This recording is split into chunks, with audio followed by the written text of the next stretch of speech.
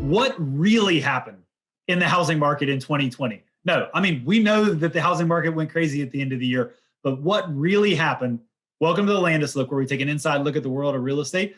And today I'm here with Ryan, who's going to help shed some light to what we saw in the housing market in 2020. So in case someone's been hidden for the last year, what did happen overall in the housing market in 2020? Well, 2020 started off a bit rocky, as we all know. And then we saw a huge demand happen.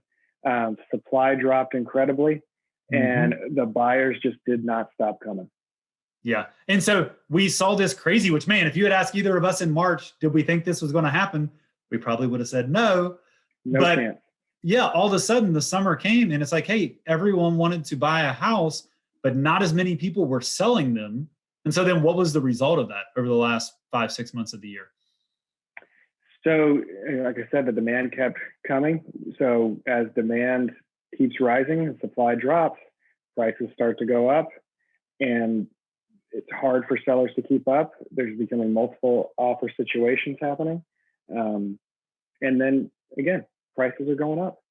Yeah. And we really saw that across the board. I mean, I think nationally, we saw home prices, Case-Shiller index up over 8%. Here in Atlanta, I don't have the December numbers out, but in November, median sales price was up how much over the previous year? Do you remember? I think 8%. Yeah. And so prices up a bunch, supply down over 50% from the previous year. So number of listings on the market, yet number of houses going under contract, I think was up like 25, 26%. Yeah, 26%, a 26% increase. So huge demand. But I've got to ask why? I mean, why, Ryan? What happened in people's personal lives that translated into this? So it's a bit of a perfect storm. You had people that could stop the frivolous spending. So they were just building their savings account. They weren't going out to eat as much. They weren't going to concerts. I mean, we couldn't travel. We couldn't do anything. So as people are in their homes working, they're building their savings.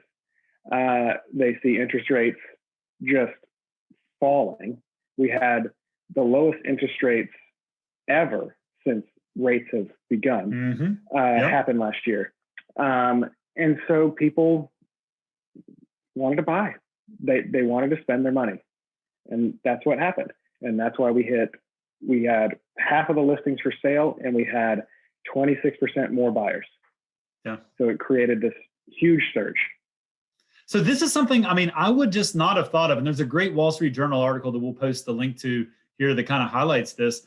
But it's crazy to think in a pandemic, when we're going into a recession, that people actually saved more money than they had the previous year, and not by a little bit, but by a ton, by an absolute ton. Yeah, I think the number that the article states is over $1 trillion in additional savings. Yeah, it was 173% more than the previous year. So people actually saved more last year, which is amazing. And a lot of that, or some of that savings, some people put into housing. And so, I mean, that's obviously been one thing that's driven it. What do you think about this year coming up, 2021? What forces are you seeing in the market, and what do you foresee, for how this is going to continue to move forward as hopefully we come out of this pandemic? So what I see happening, interest rates are going to hold. I think they might bump up maybe just north of 3%. The market's predicting another 7 to 8% in pricing. We won't see inventory come up. We're still sitting on about a month, maybe a month and a half of inventory. We need to be at about 6 months to where we're at an equilibrium. So we're still going to see multiple offer situations. We're still going to see highest and best situations. And it's still going to be a seller's market through the end of Q4. That's what I'm predicting. If you want to jump in, it's a great time to. Rates, I think, are going to hold, but it's going to be a hard market. Yeah, it's interesting because even though the market is good, I hear you say hard. It can be a hard market. Yeah, it can be a hard market because you said 1 month of inventory, 6 is balanced. We would need 6 times the number of houses on the market for the buyers and sellers to be at equilibrium. And, that I don't know how that could possibly happen in a really short period of time. Yeah, and this is across the board nationwide too. And Atlanta has, focusing on Atlanta, we have outperformed most markets with the exception, I think, of maybe Phoenix during this pandemic. And I think as we continue to move through it. So certainly these numbers are going to be different in different pockets of our neighborhood throughout. Yep. But as a whole, we need this inventory to start creeping up. I know builders are building as fast as they can. You drive around Atlanta and you see half a dozen cranes on the skyline. So stuff is coming up. Multifamily is being a big push right now. So there will be housing, but it's still going to be a seller's market through, I think, the end of 2021. Yeah, I agree with you on that, Ryan. Thanks so much for your take on the market. I mean, I hope y'all found this as fascinating as we did when we read this Wall Street Journal article and started digging into these numbers. I mean, I would never have guessed that Americans would have saved $1 trillion more this year than they did last year.